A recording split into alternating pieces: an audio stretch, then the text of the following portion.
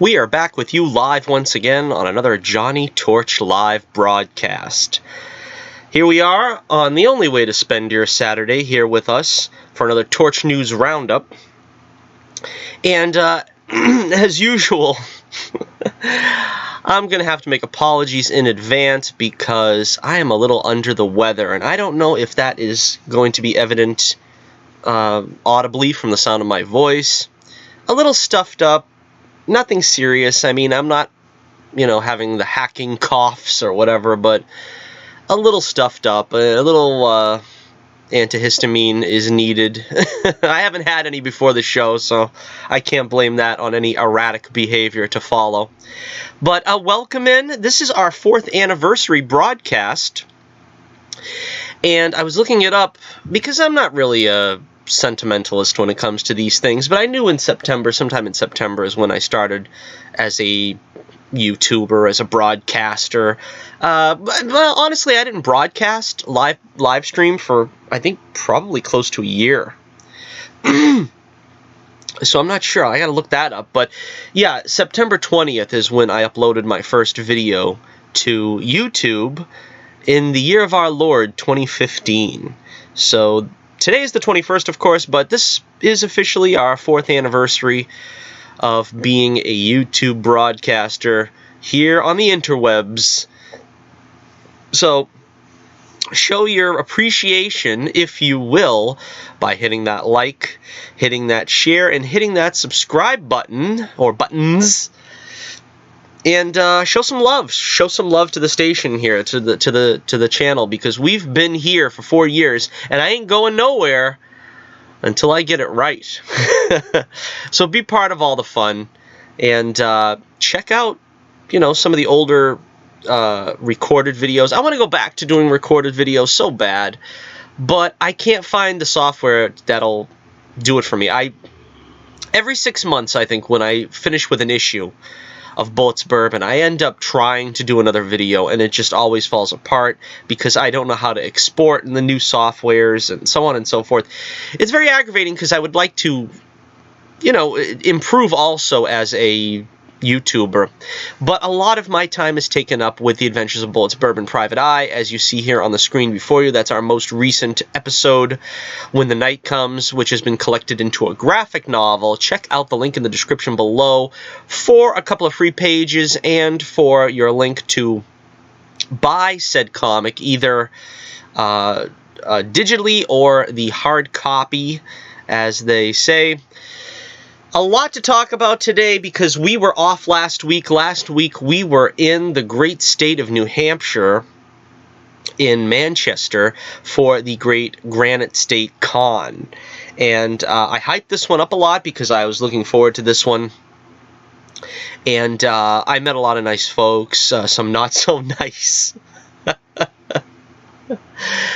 I don't know if I should get into that. I don't know. A lot of people would say when you complain about customers or potential customers that's not being professional, but I say, you act like a jerk to me in public, and I'm going to call you on it. It's just the way it is. I don't know. I had some parent that took offense that their 7 or 8 year old kid came over to my table and I gave them a business card and the sales pitch.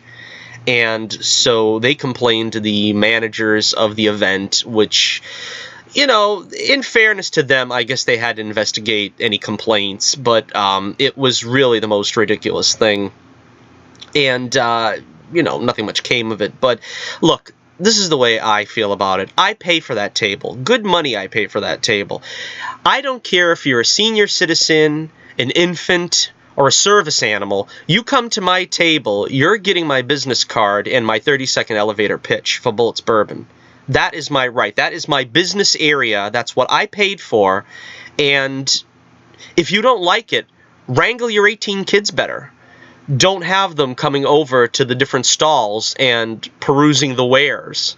Because they were very rude, these parents. They were treating the kid like he did something wrong, for one thing, just for wanting to look at a comic book. And the woman of this couple came over and very rudely returned the business card. But, I said to myself, I've had such great luck, if you want to call it luck, with customers for the past, I don't know, 2 years that I've been going to conventions. I knew I was due for a jerk. I knew I was due for a real jerk. But of course, I handled the situation professionally. I didn't, rant and rail or whatever, but be that a warning to you. Don't be a jerk out there at a convention, or I'm going to call you on it. I'm definitely going to call you on it and call you a jerk on live broadcasting. But on the plus side, I did meet a lot of great folks, and I usually will try to get their cards, their business cards, and give them a little publicity just so that, people will check them out. Matt Ross Crafton, I met him last year, and he's got a great comic called Space Viking, and he was telling me a lot about it. He's really excited about it, and I could just feel his enthusiasm, and I really wish you would check it out.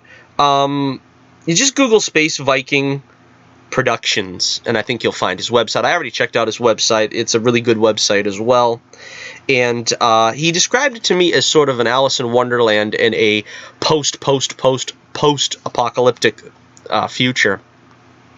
And it looks really exciting. So check out Matt Ross Crafton. I was side by side, so to speak, next to Matt Bradshaw and his wife, Cindy. He is behind DurableWithAJetpack.com, and his prints there were all the rage. He also does artwork there. He did one of Linus and the Great Pumpkin that went over really well. And I also picked up one of his books, which I didn't get a chance to read yet.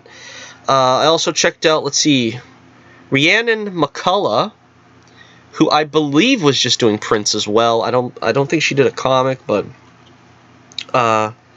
yeah, that was very interesting. Let's see. Oh, of course, Aaron Bolduc. I think I'm pronouncing his name correctly. He and his wife Barbara I also met. I get to see them a lot at these various conventions, and it's always a pleasure. I always look forward to seeing them there. And he, of course, does prints as well. Illustration, concept art, and comics, as it says on his card. Let's see. Oh, I met Ryan Lessard. Again, I'm not sure if I'm pronouncing all these names right. The writer and creator of Sentinel. This was his first convention, and he had a really interesting-looking comic. I think he described it as sort of like a Star Trek in that genre about a journalist. So he was a lot of fun to talk to, very fun to meet. On my other side, my other table mate, so to speak, Michelle Sciuto. Again, I'm not sure if I'm pronouncing it right. Michelle, Sciuto. And she was also very prolific in art and drawing things. So you can check out her website as well. I didn't get to talk to too many. See, this is another thing. This is the sad thing. This is the sad reality of the world we live in now. But like in the case of Michelle and some of the ladies that were to the left of me, I didn't really talk to them. And I think it's for fear of getting Vic Mignola'd.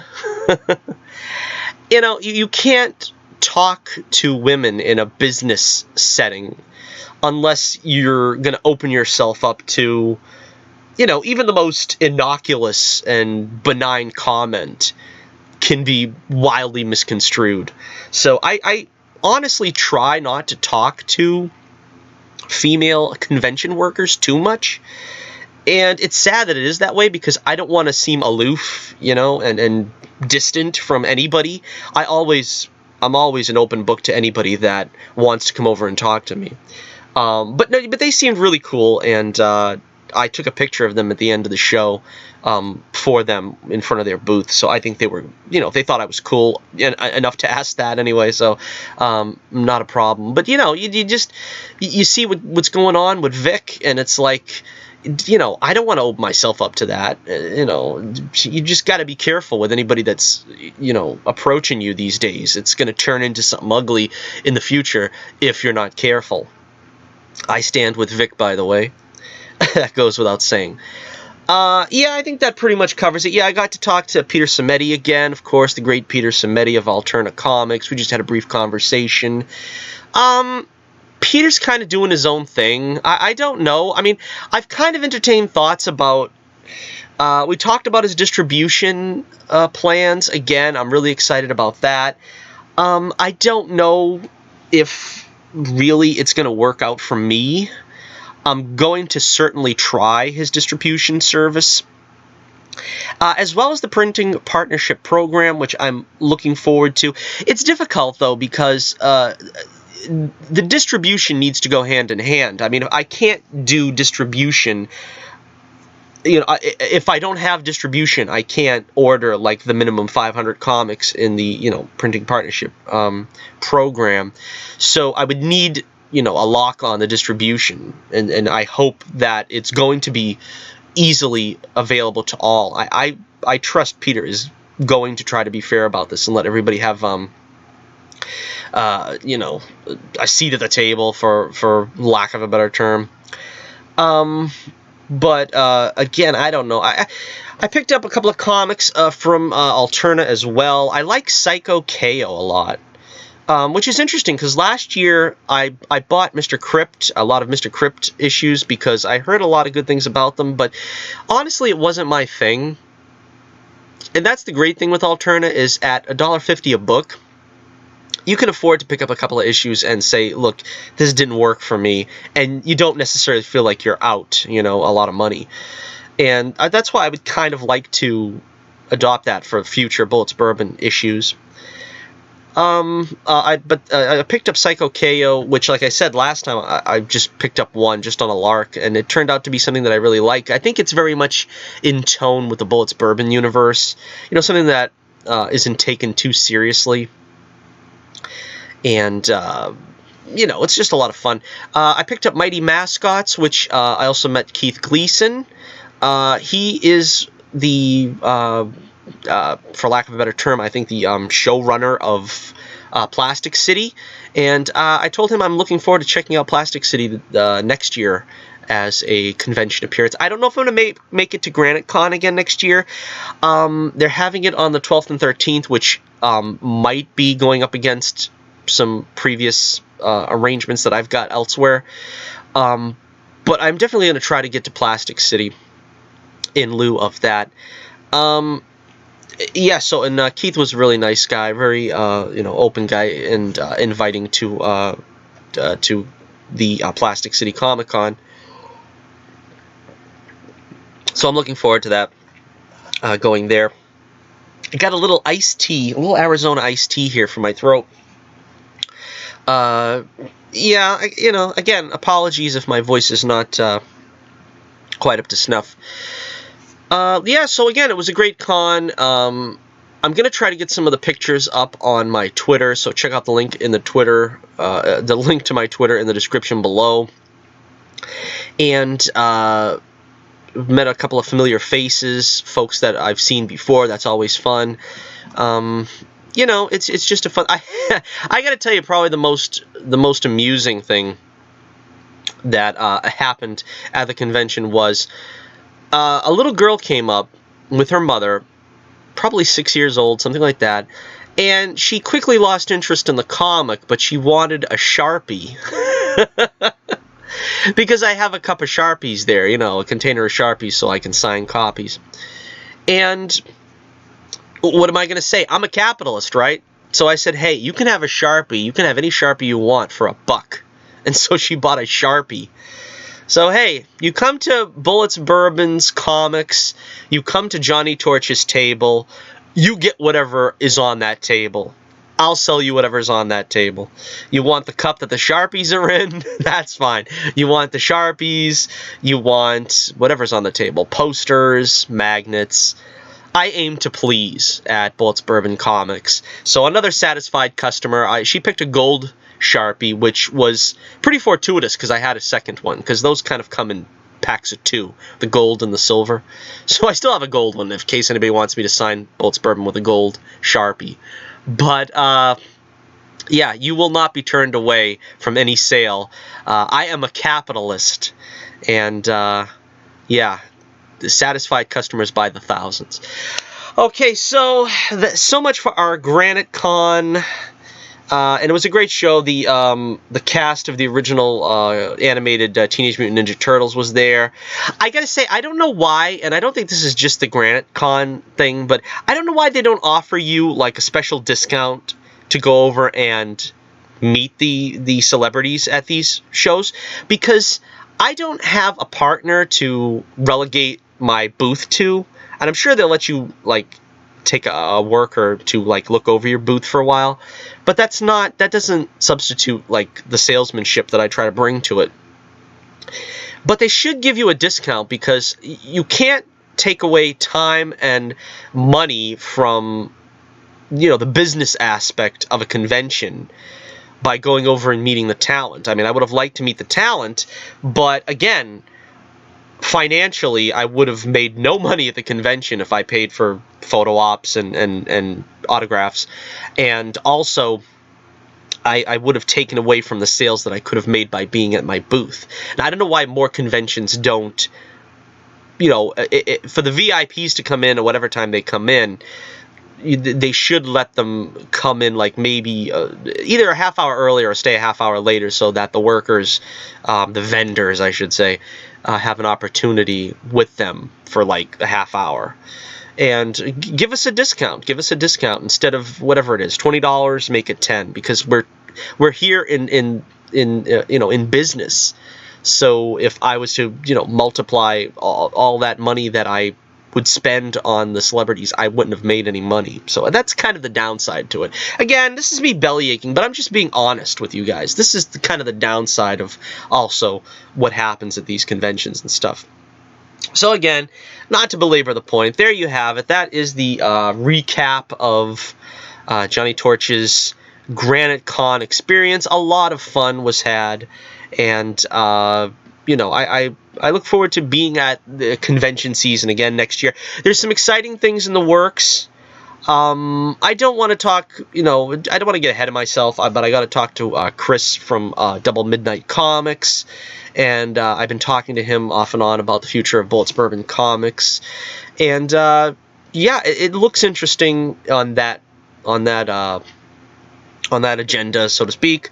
So I'll certainly get to, you know, get any information to you about that in the future. All right, so let's see. We also have a mailbag segment. Oh yes, mailbag.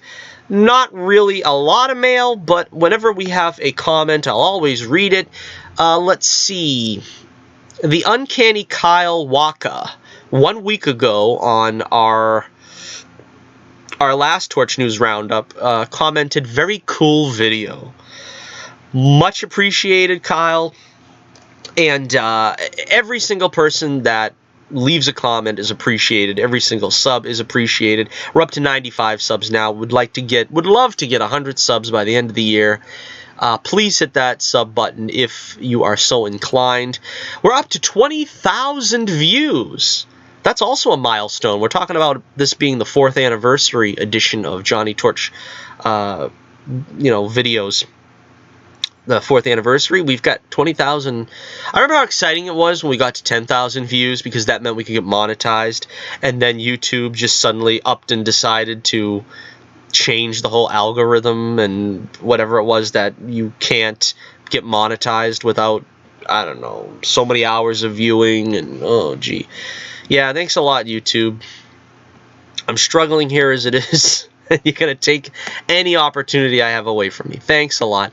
But, you know, again, I don't want to bellyache. I'm happy for the opportunities that I do have here, and I'm very grateful. All right, let's start with Torch News Roundup number 151 proper. We've got, let's see, some Suicide Squad 2 news. It's actually being called The Suicide Squad. James Gunn has come out and released the cast list for the Suicide Squad, but I think I've already read that, so I didn't bother getting that info, but glug, glug, glug.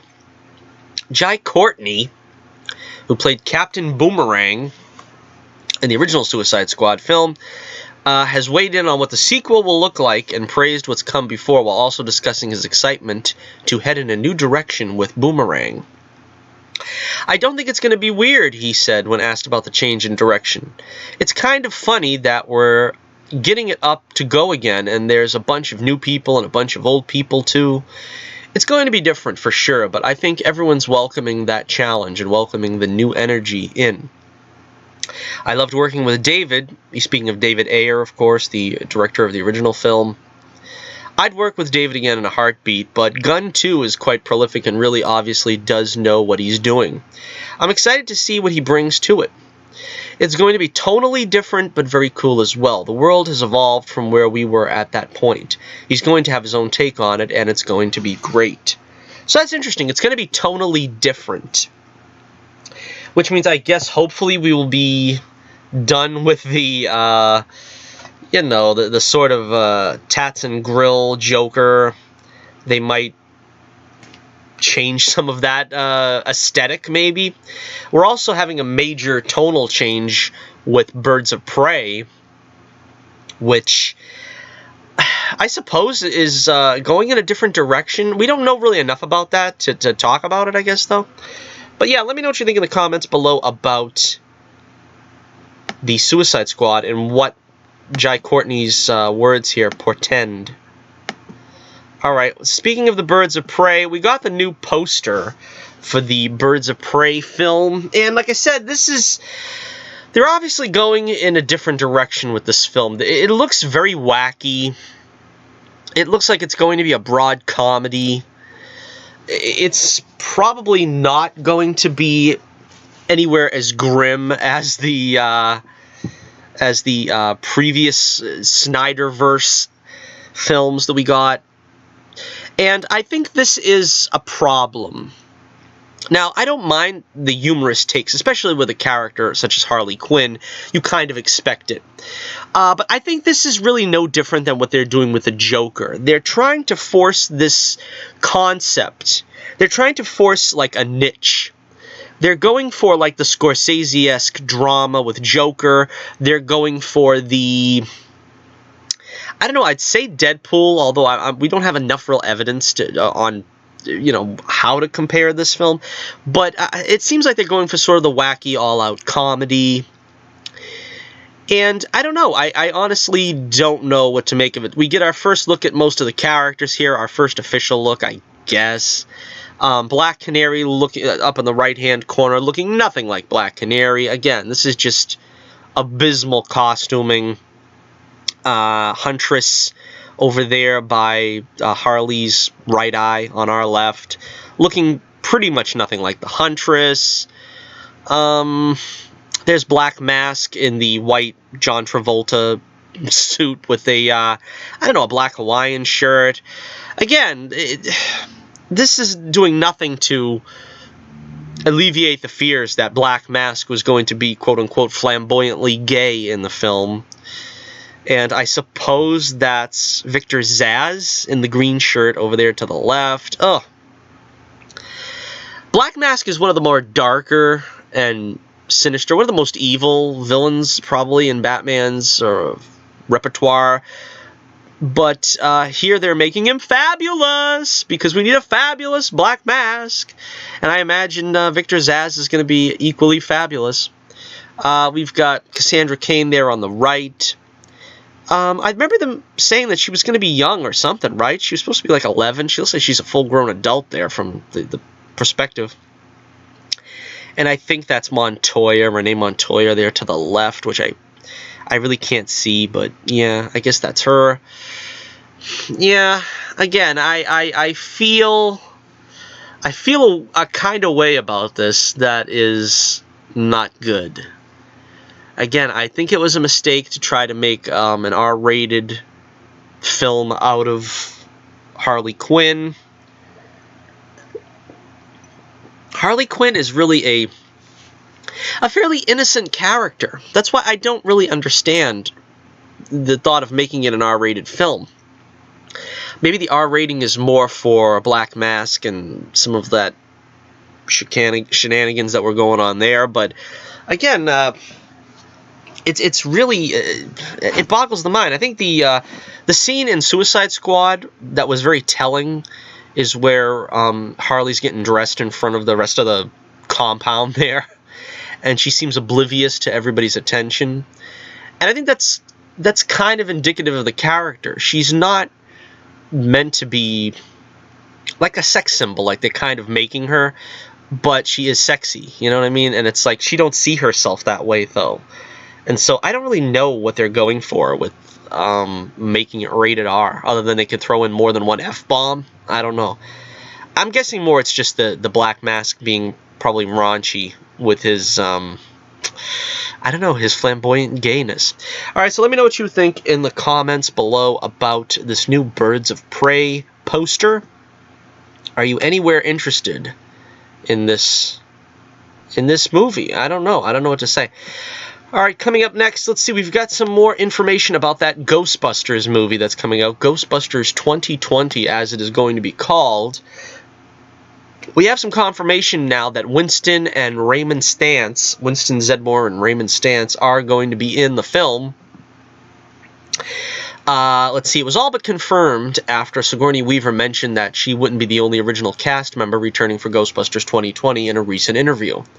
But Dan Aykroyd and Ernie Hudson have now made it official. Aykroyd confirmed his involvement on the Joe Rogan Experience, while Hudson actually revealed that he's currently shooting the movie while recording a personalized message for a fan in full uniform. Now that's pretty cool, getting to see Ernie in the full Ghostbusters uniform again. I mean, now we know at least that's going to happen. We're going to see the original guys in costume. It's not just going to be them sitting, you know, at the table or something talking to the new Ghostbusters. They're going to be in costume. That, to me, is very exciting. It's assumed that Bill Murray will also be back as Peter Venkman, but we haven't had any official word on that yet. During his interview, Aykroyd mentioned that they were hoping Murray would sign up, and director Jason Reitman has previously confirmed that the legendary actor has read the script at least. Ghostbusters 2020 will also star Carrie Coon, Finn Wolfhard, and McKenna Grace as the central family of the story. The sequel is set to be released on July 10th, 2020. So, how do you feel about Ghostbusters 2020 now that we know that at least 2 of the 4 legendary Ghostbusters are going to be back in uniform, back in costume? So sad that we couldn't get, you know, Egon Spengler back, Harold Ramis. Too bad that, you know, this could have been done, you know, 10 years ago, back when it probably should have been done, like, at the very least, at the turn of the century. You know, that would have been the ideal time, I think, for it. But of course, we still don't know if Bill Murray, that he was the sticking point for a long time, because I think not only does he have to sign off on it, but I think he also has to, I think the studio wanted his involvement. I don't think they wanted to make a Murray-less Ghostbusters film. And, you know, I kind of can't see a Ghostbusters film without Bill Murray, but at the same time, I really couldn't see one without Harold Ramis, and now we have to obviously push on along without him.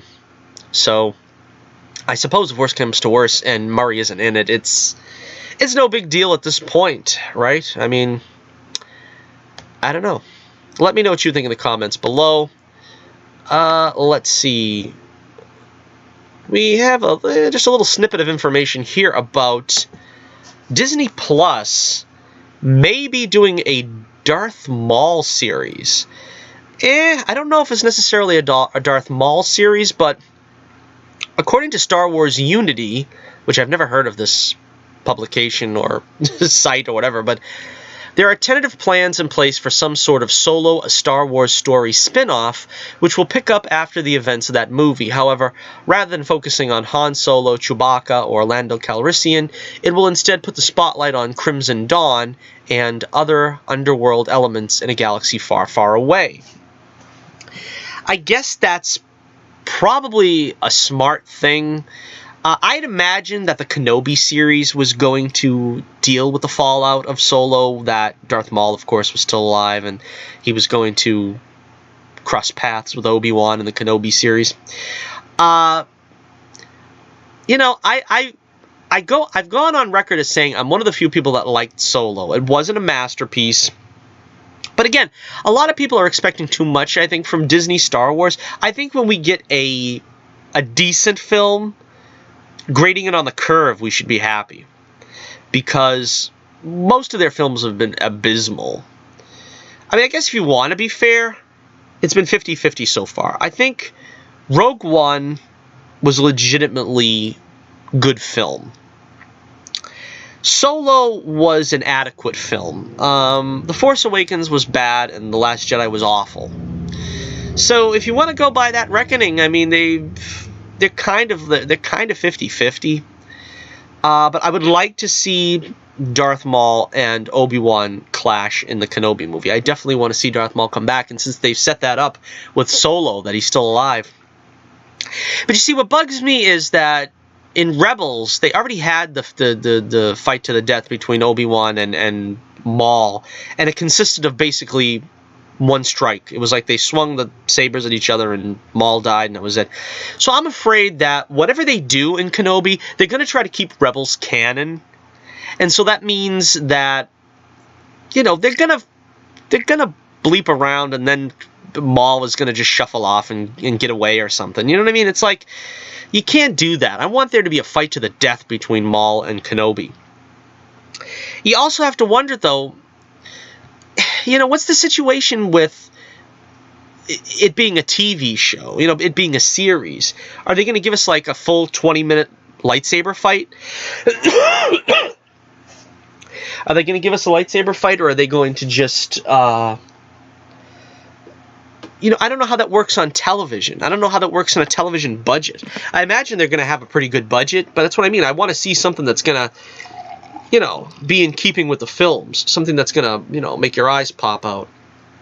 And hopefully that's, you know, that's in the budget. All right, so let me know what you think. You interested in a Darth Maul / Crimson Dawn show? Hopefully with Emilia Clarke, right? Because, I mean, if you're going to do the Crimson Dawn show, don't you have to have her involved too? But they're getting a lot of big-name talent to do these Disney Plus shows. But so I'm pretty sure they could probably, you know, get her for 6 episodes or something. All right, so, yeah, let me know what you think. Are you interested in that? Are you excited about that? All right, let's take a look now at, there's a lot of casting news going on for Crisis on Infinite Earths. And the biggest news of all was the return of Tom Welling and Erica Durance to the roles they made famous on television as Clark Kent and Lois Lane. Now, this is shaping up to be quite the event, this Crisis on Infinite Earths. And I'm very, like I said, as much as the Arrowverse lets me down in a pretty consistent manner, I think they really are pulling out all the stops to try to get, you know, as many fans pleased as possible.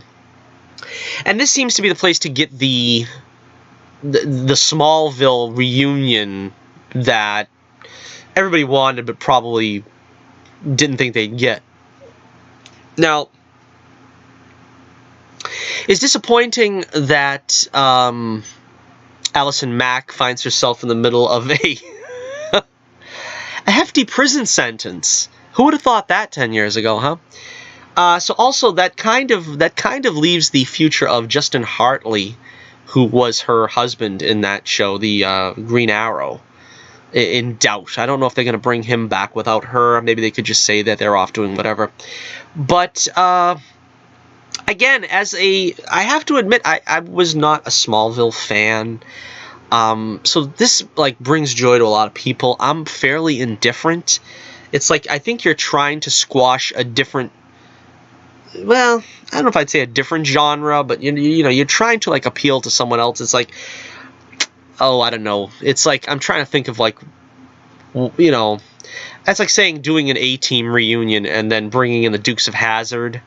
It's like they're kind of their own separate things. I don't know. It just feels strange to me because the whole thing about Smallville was the no tights, no flights, and we're not going to ever show Clark Kent as Superman, never, ever, ever. And then they kind of twisted Welling's arm to CGI the costume on him so that they could have Superman in the actual finale. That leaves me to ask if they're going to CGI the glasses and the business suit on him in this episode. But yeah, all right. So again, I think it's just because Welling didn't want to be Superman. He just was satisfied being Clark Kent. And it was kind of the same thing with Gotham. I think that both shows kind of existed in a bygone era that we don't need anymore, where it was like, okay, we're kind of embarrassed by the material.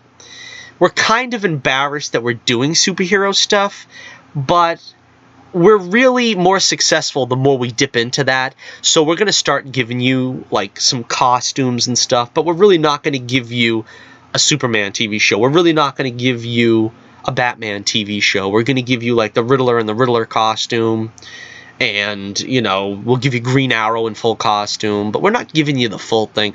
That's kind of what bugged me about both those shows, because they're ultimately unnecessary. Do I need 10 years of Superman before he was Superman? No, not really. Do I need like 10 years of Bruce Wayne growing up? Not really. Again, I'm probably digressing here, but let's take a look at the copy. Let me see here. Not only will Welling take on Superman, play a role... Wait a minute, that's garbage here. Let me read this. Not only will Welling's take on Superman play a role in the upcoming 5-part event, but the CW has revealed that we'll also find out what happened to Clark almost 10 years after the conclusion of Smallville. So again, this is sort of the reunion. Now see, the thing that bugs me, again, I'm going to go off on a tangent here, but the thing that bugs me about this is that this is going to be sort of to placate the Smallville fans, but most of us who are fans of the Flash 90, we got basically a cameo of John Wesley Shipp. And most of us were hoping to find out what happened to Tina, what happened to Julio, what happened to Sergeant Garfield, or whatever. You know what I mean? It's like, they didn't give us a good look at that world. They just showed that Flash was one of... I don't know, whatever it was they showed, a dozen superheroes that died. And we have no idea about the rest of Earth 90. And that's what I wish they would explore. Now, maybe they can explore that in the Flash series rather than putting that in Crisis, because they're only going to have so much time to deal with all these things. But I don't think that they're doing right by John Wesley Shipp's Flash. Also, you have to remember that they could ruin it. You know what I mean? They honestly could ruin the Flash. And do I want to see that after seeing what I've seen with, you know, Star Wars and, you know, a multitude of other things where you kind of wish they never came back and tried to give us the next generation? I don't know. I don't know. All right, let's see. For 8 years, Arrow has stood on the shoulders of Smallville. Executive producer Mark Guggenheim said in a statement, I think Arrow started that way. I think it started in the first year on the shoulders of Smallville, because you could tell at the beginning of that show, too, they were also ashamed of the comic book roots. And you'll always find that the only way for them to continue on, the only way for them to soldier on with these fledgling superhero shows is to get more deep into the superhero mythology.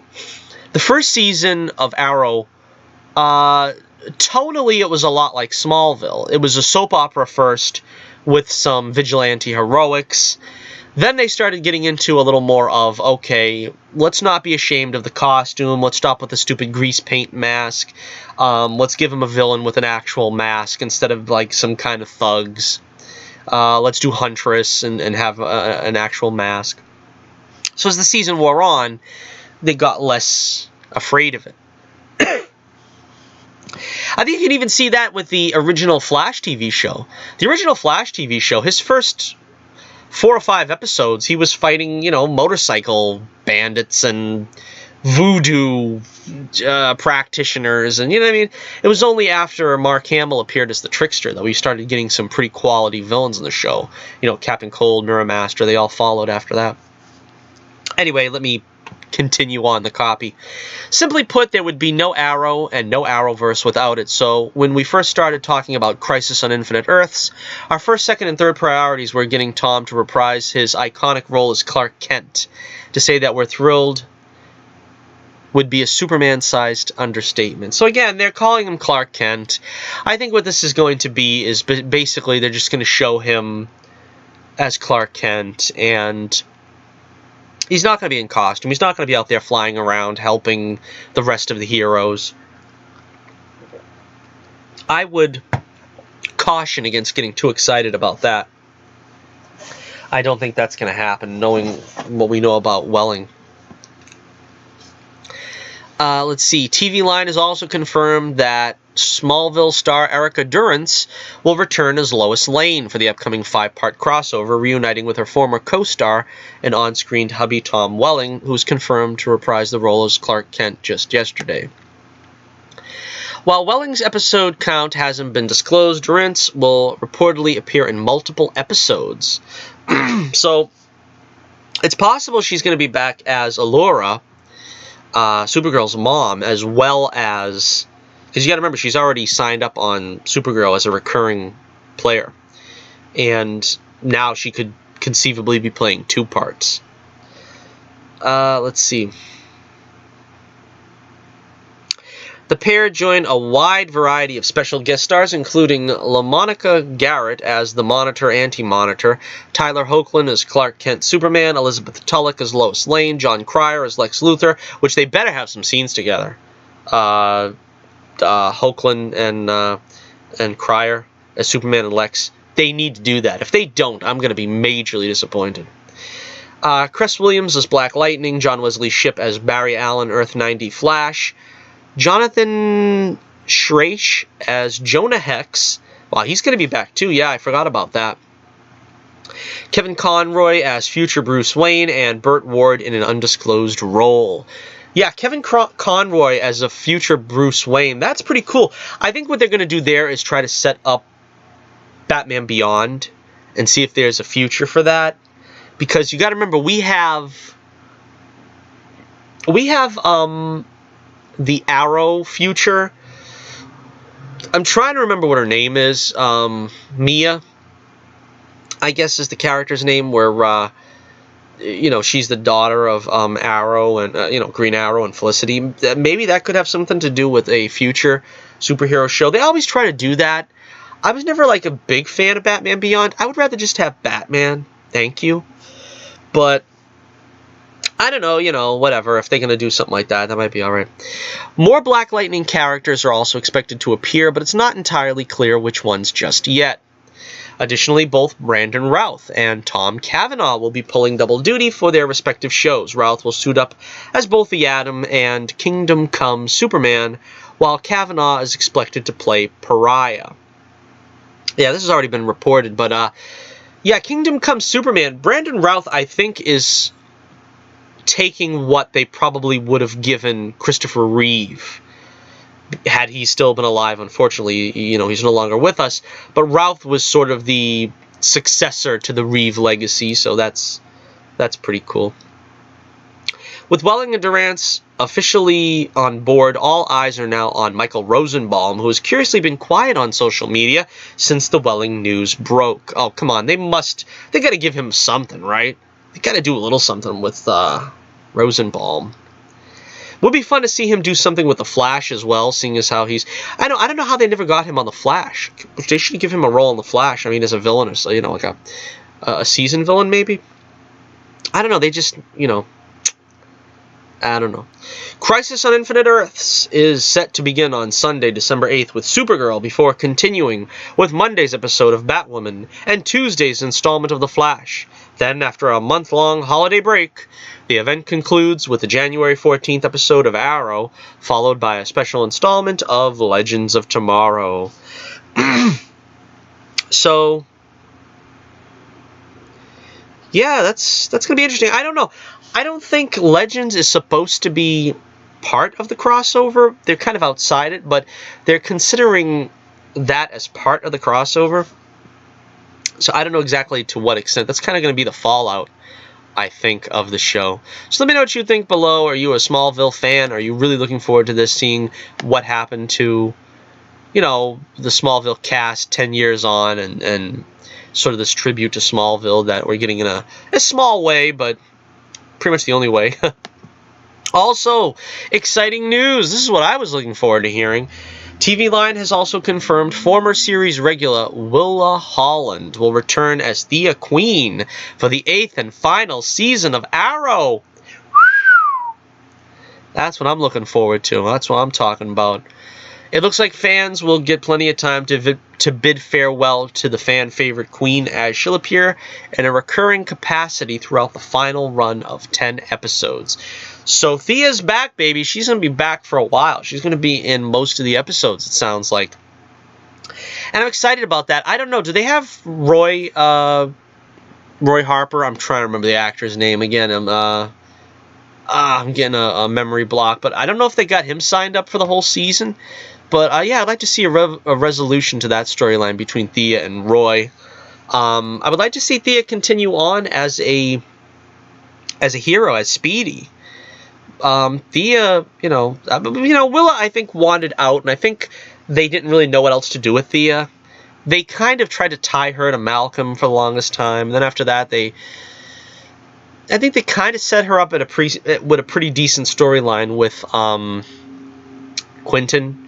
That was a pretty good season where they kind of tried to set them together. But then, they didn't have nothing else to do for her, I suppose, which is why she wanted to leave the show. But I'm glad to see they're bringing her back, and hopefully she'll have some big heroics to do in the final 10 episodes of Arrow. Let's see.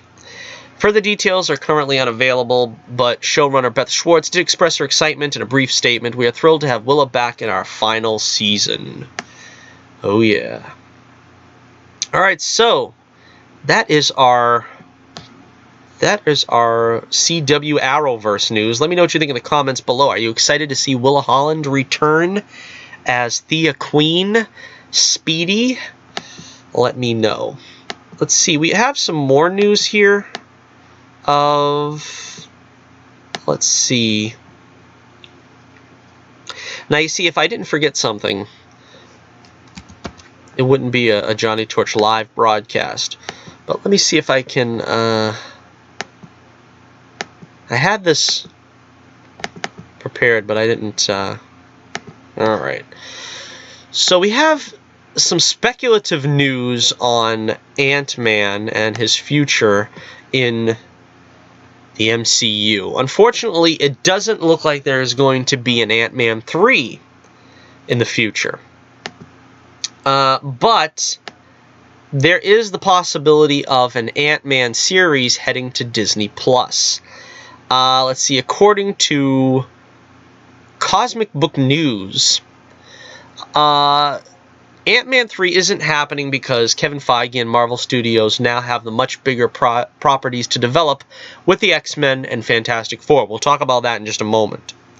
It's also claimed that Ant-Man 3 isn't happening and that it is getting moved to Disney Plus because Kevin Feige also wants to pursue new genres with Shang-Chi and Blade, aka diversity, while tapping into the Fox IPs in the future, which are also rumored to go diverse and race-bend characters. Again, we'll get to that later. While we don't know if the rumor is true, the Ant-Man movies only made around $500 to $600 million, so the move to Disney Plus seems logical from a financial perspective. It's further said Ant-Man is really popular with kids and families, which is Disney Plus's target audience, so it will fit in nicely with the streaming service. Regarding the diversity thing, Kevin Feige and Marvel are going that route for Phase 4 and beyond. Michael Douglas did confirm that Ant-Man 3 was being talked about back in February, but maybe Marvel is deciding to do a TV series instead. The Ant-Man info coming to Disney Plus rumor comes from Mikey Sutton, who recently shared the Marvel Wolverine vs. Hulk movie info, as well as Doctor Doom, Galactus, and Joss Whedon on X-Men. So in other words, I don't know. I think this is probably a reliable rumor, though, because I don't think they want to let the fire grow cold with Ant-Man and the Wasp, particularly since they introduced the Wasp.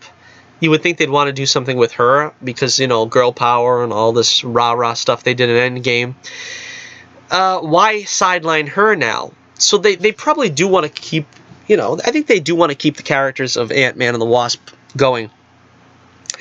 But the question is, you know, I think Paul Rudd also said that, you know, he says it's going to be what the fans want. If there's a demand for Ant-Man, there'll be more Ant-Man. But I don't think Feige's going out of his way to worry about Ant-Man.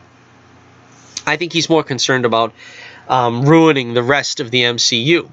So he, you know, well, I'll get into that tirade in a second, but let me know what you think. You know, is this the best place for further adventures of Ant-Man and the Wasp? Now, in the past, I don't know what to say, 5 years? No, that's probably too much of an estimate. When was a Civil War out? That to me is the line of demarcation.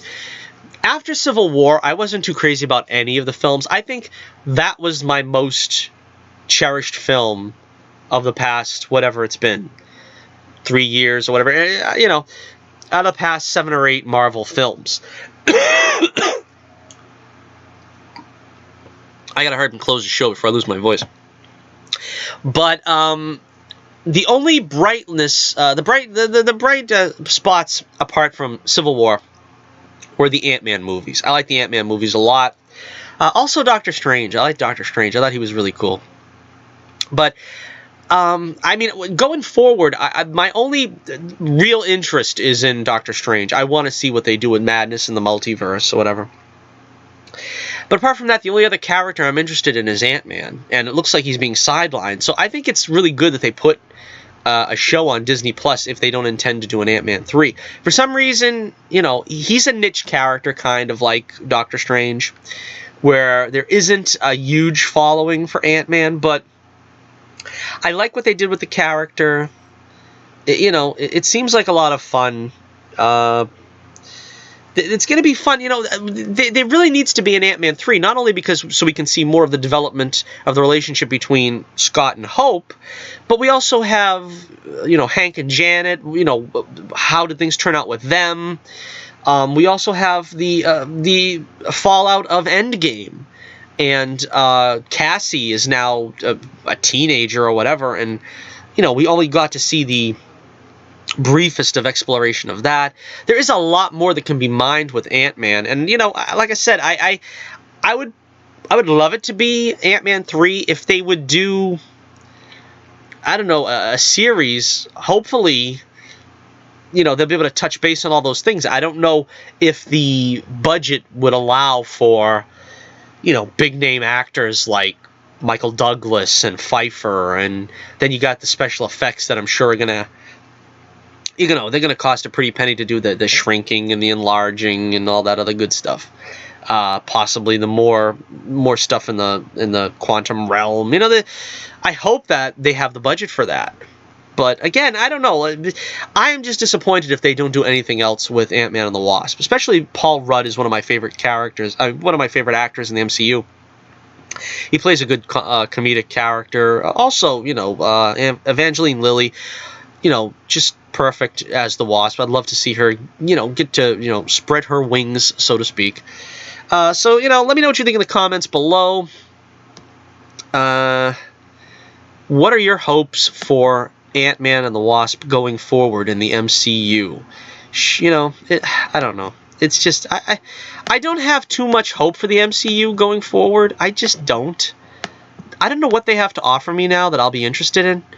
Alright, let's take a look at this most current info we have for the Black Widow movie. Now, the Black Widow movie is going to be a prequel, of course, because, spoilers, both Natasha Romanoff and Tony Stark are dead in the current state of the MCU. But, of course, that doesn't mean that they can't make movies with them. They're going to trot out Robert Downey Jr. one more time for Black Widow, supposedly. Now, there is no... Let me just read the copy. Let's see. While it was thought Robert Downey Jr. would be done with Marvel following the Avengers Endgame, now it is being reported that Tony Stark will be back for Black Widow. Again, this is from Cosmic Book News. In Deadline's report, The final installment of the Marvel big screen saga was named Best Comic to Film Release for the Saturn Awards. Robert Downey Jr.'s swan song performance as Tony Stark, aka Iron Man, earned him the Best Actor in a Film award. Downey will be seen in the role of Stark one more time, however, in the Marvel prequel Black Widow, May 2020. Since Black Widow is a prequel set before the death of Tony Stark in the Avengers Endgame event, obviously Tony is alive, and the use, again, garbage tier, and the use Robert Downey Jr. makes sense, as well as sense, quote-unquote, sense, C-E-N-T-S, as the inclusion of Robert Downey Jr. will obviously be pretty huge and a big draw for a movie that doesn't have a big-name cast except for Scarlett Johansson. Alright, so what do I think about this? There has been some rumor. I can't find it anywhere. I was trying to find a copy that would say this, but supposedly it's just going to be a scene that was clipped from Civil War, where, I don't know, Tony and Black Widow have some kind of brief moment where, I think it was the scene where he basically says they're going to be coming after you, and she's like, so what, I'm on my own, or whatever. I forget what that scene was, but I think there was some unused footage that they're going to use as sort of a bridging device to sort of, you know, set this movie in the time period, in the context of being post-Civil War. I always wish they would have put this scene in the Iron Man 2. I don't have the deleted scenes. I don't have the Blu-ray. I have the DVD of that because I didn't have a Blu-ray back then. But I always thought the scene would have been cool because you get to see, you know, Natasha being kind of flirty, which, you know, I guess you can say they did that. They did that bit with Winter Soldier, but it didn't seem, you know, it didn't seem in character for her not to be acting like that with Tony, who would just be. Oh, well, then again, maybe that's the reason why she didn't get flirty with him, because he would be more susceptible to the flirtiness. I don't think Steve Rogers was as susceptible to it, and it would have probably ruined his relationship with Pepper. So maybe that was for the best they didn't put it in. But yeah, you know, I kind of make light of the fact that they're trotting out Robert Downey Jr. again. I don't think he's actually filming anything new for this film. But yeah, I'm all for it. Why not? You know, they're gonna. I mean, because it seems like they're evoking Tony Stark and Iron Man to the nth degree at this point. I mean, Far From Home basically still had to revolve around Tony Stark, and now Black Widow is going to have something to do with Tony Stark. It's kind of like you get the feeling that they don't want to let him go, that they're not going to let him go, you know, until you pry him from their cold, dead hands, you know? And, you know, it probably makes sense. I mean, you know, like I said, I don't know what the MCU has to offer me going forward. I honestly don't. Because at this point, I should be really excited about Fantastic Four and X-Men. I'm not. We'll get to that in a second. You know, like I said, Doctor Strange 2, the only thing I'm really excited about. Thor. There's some, I don't know, there was some talk about Thor 2, Thor Love and Thunder, where they were saying that Jane Foster will be a sidekick to the original Thor, Chris Hemsworth, which, that is a little more interesting. That sounds a little more like it, because at first it was kind of, they were falling all over themselves to say that, you know, Jane Foster is going to be Thor. They kind of neglected to mention, well, gee, what is Chris Hemsworth gonna be doing? You know, is he Thor? Is he just handing it off? Is he gonna stay Thor? No, they're saying he's gonna be Thor, and she's gonna be sort of, I don't know if they went so far as to say sidekick, but I don't know. So what do you think about this? Is Black Widow shaping up to be everything you hoped it would be, or do you think, well, you know, this is sort of just their going away party for Scarlett Johansson, so they could say, hey, we gave you a movie. We always kind of said that we were going to give you a Black Widow movie. Now you got it. And as Obadiah Stane would say, your services are no longer required. I don't know. I'm still disappointed in that. For a franchise, you know, the MCU, that sort of prides themselves now on diversity, and we have to have women in prominent roles and stuff. Why not give Black Widow her trilogy? Why not? Why did they have to kill her off?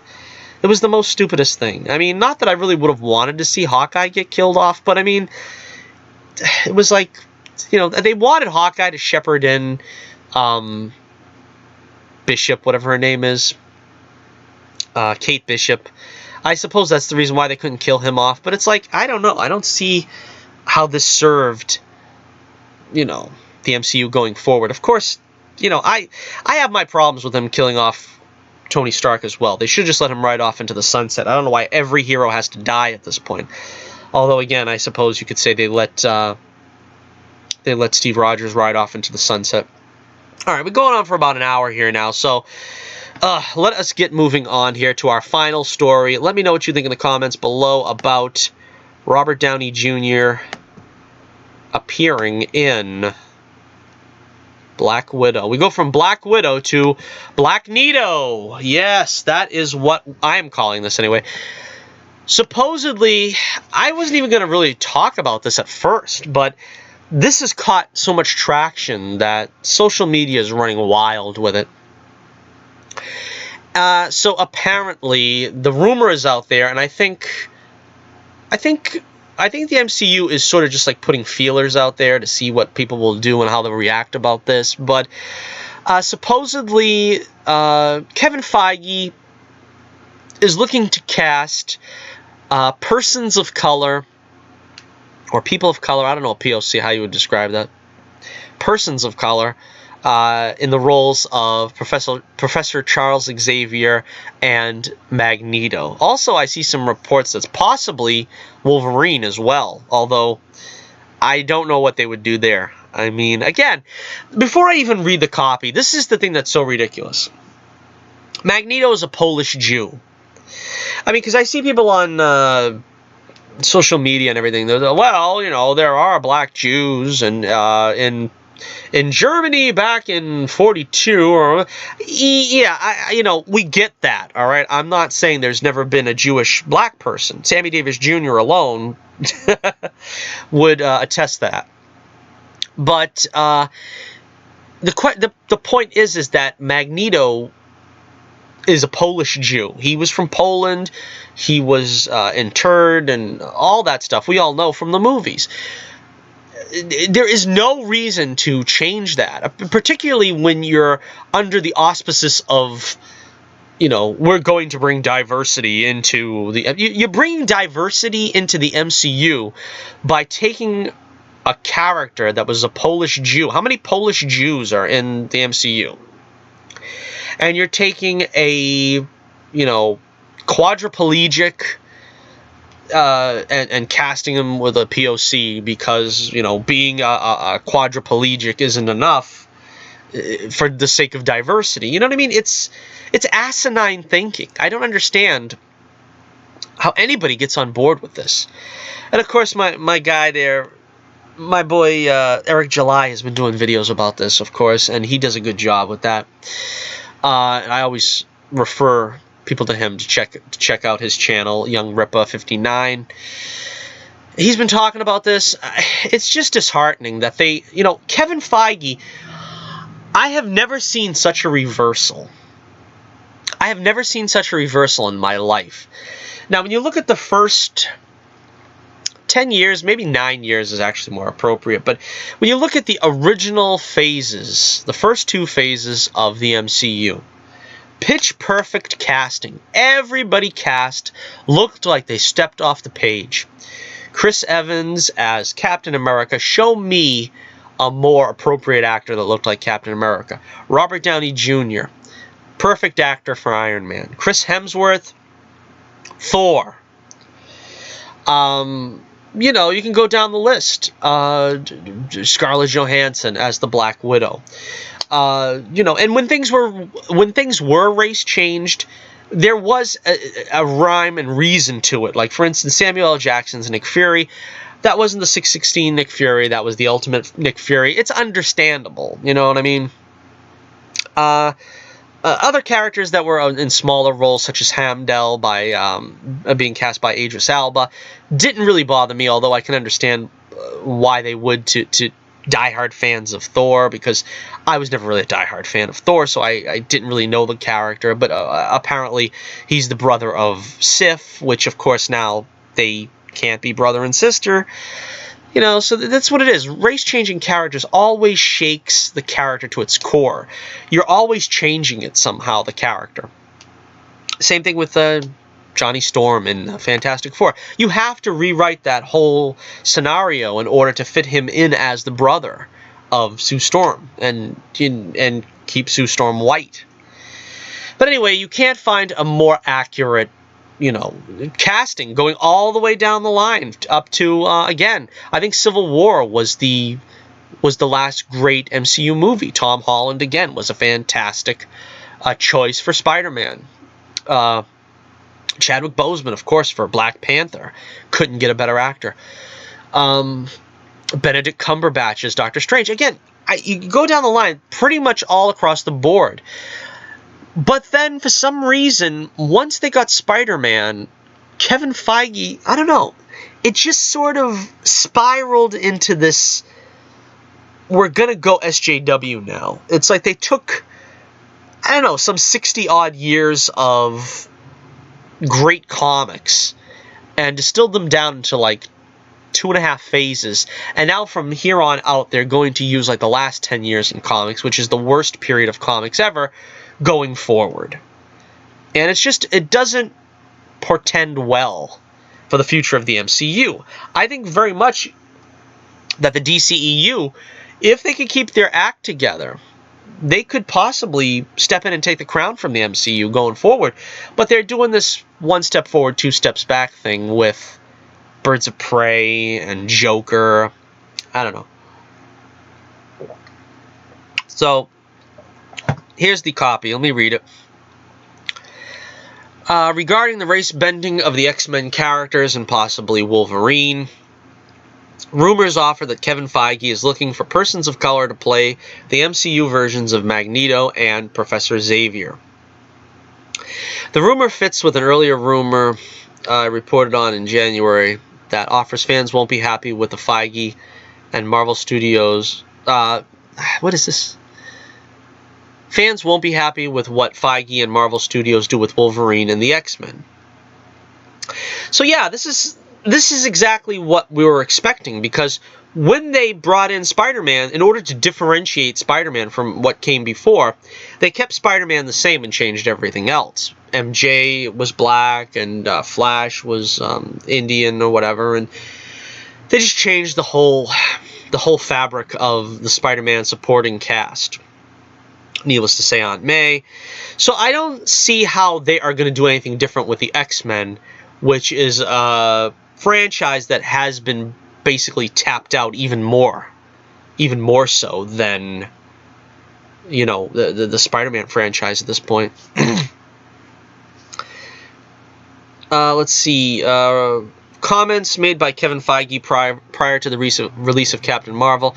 This is the future. This is the way the world is, and the way certainly our studio is going to be run going forward, because it brings about better stories. Hold on there for a minute. Time out. How has race-changing characters ever brought about better stories?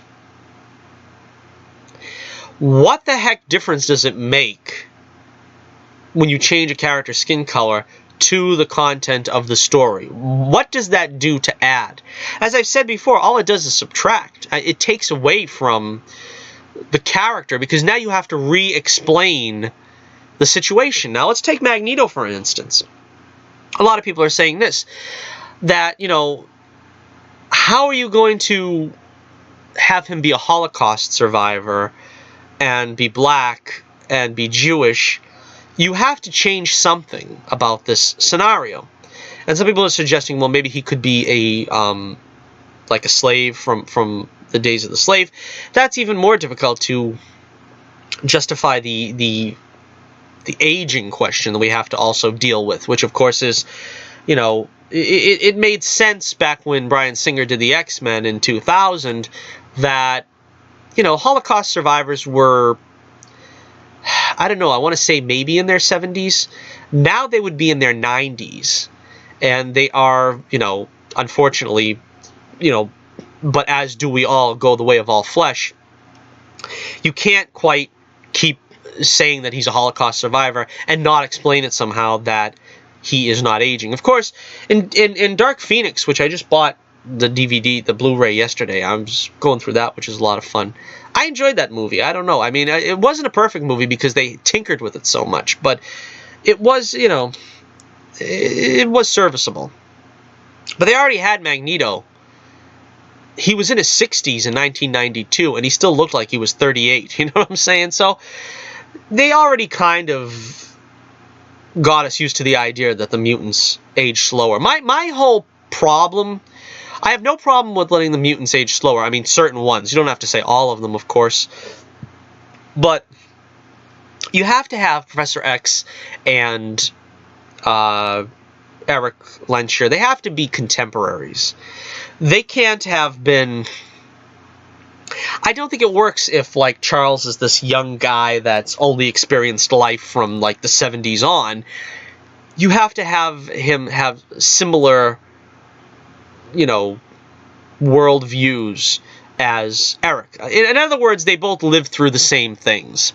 The only difference is Eric saw the darker side of humanity because he was in concentration camps and stuff, while Eric was more, I mean, Charles was more raised in privilege, and he was, you know, of the manner born, where he was able to talk out problems and see the, you know, the benefit of negotiation and diplomacy.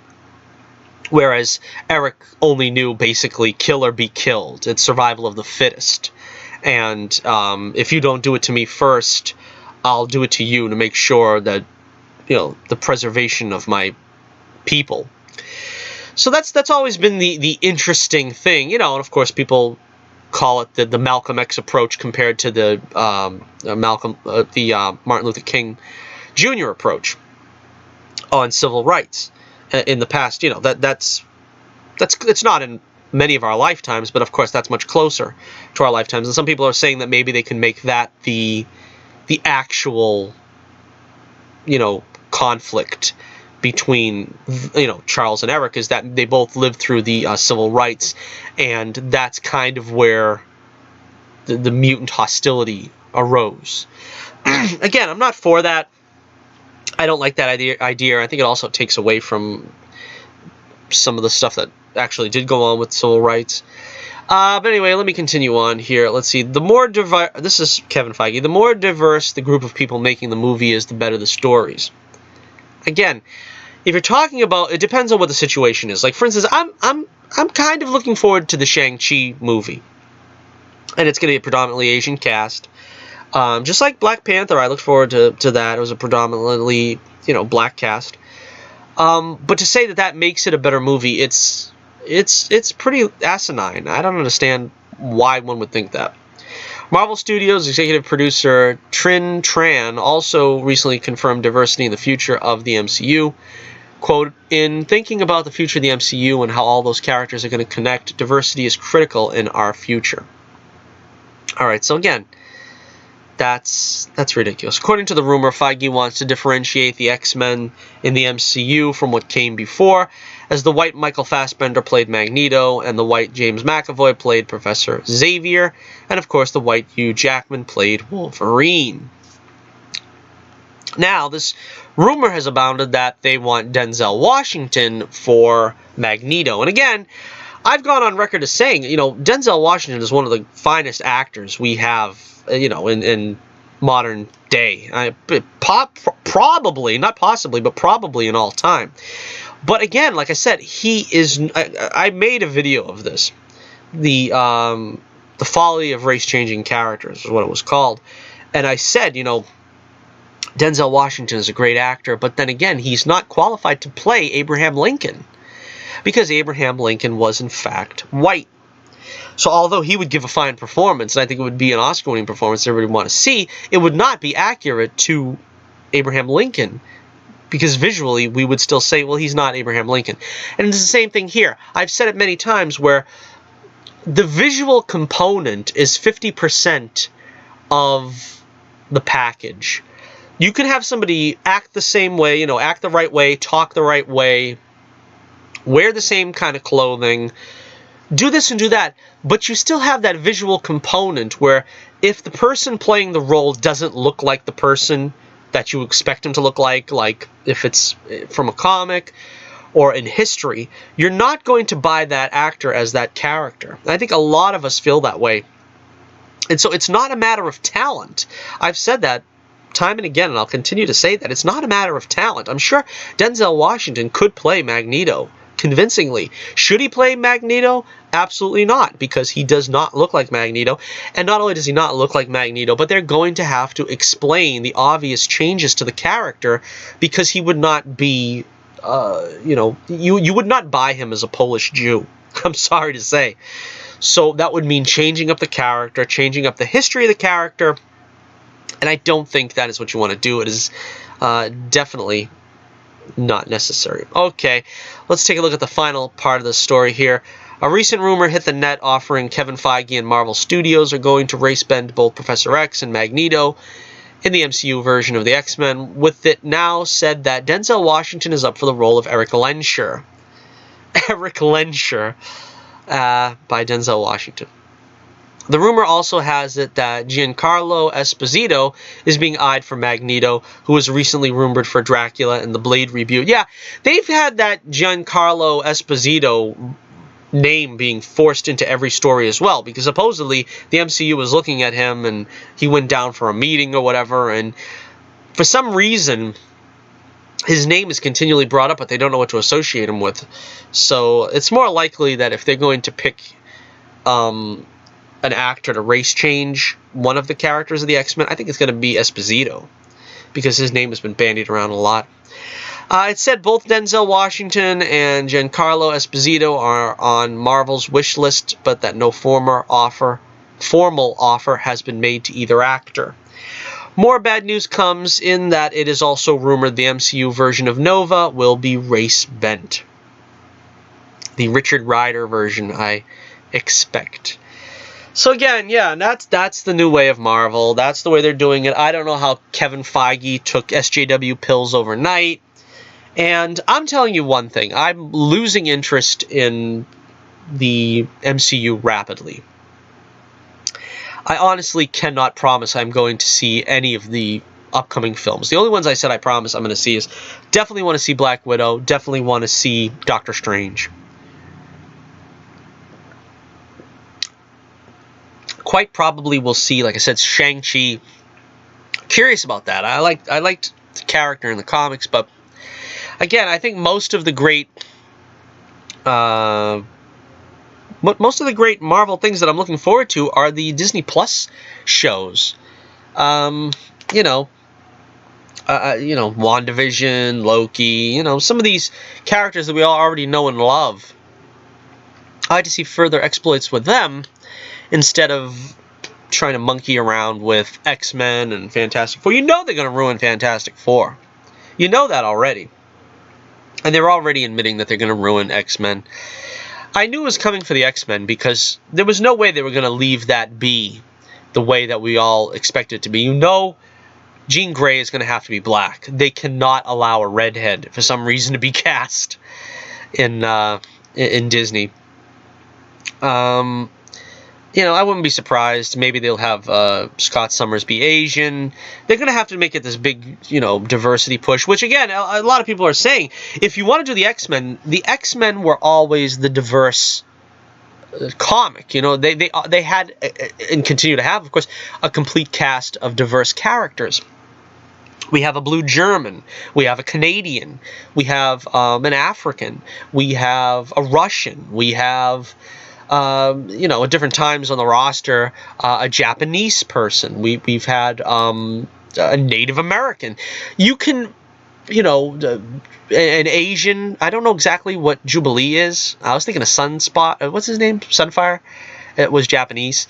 I'm not sure what Jubilee is. I forget. Is she Chinese or Korean? I forget. But There is any number of dozens of characters. Bishop, if you're looking for diversity that you can add to the roster, there is no reason to sort of recast the white characters that, you know, honestly are not in abundance. I mean, Cyclops, Jean Grey, I mean, after that, most of the other characters are either blue or, you know, they could become, you know, blue. I mean, I suppose, I mean, Hank, he would start off being white, I guess, but he's the Beast most of the time in comics, you know.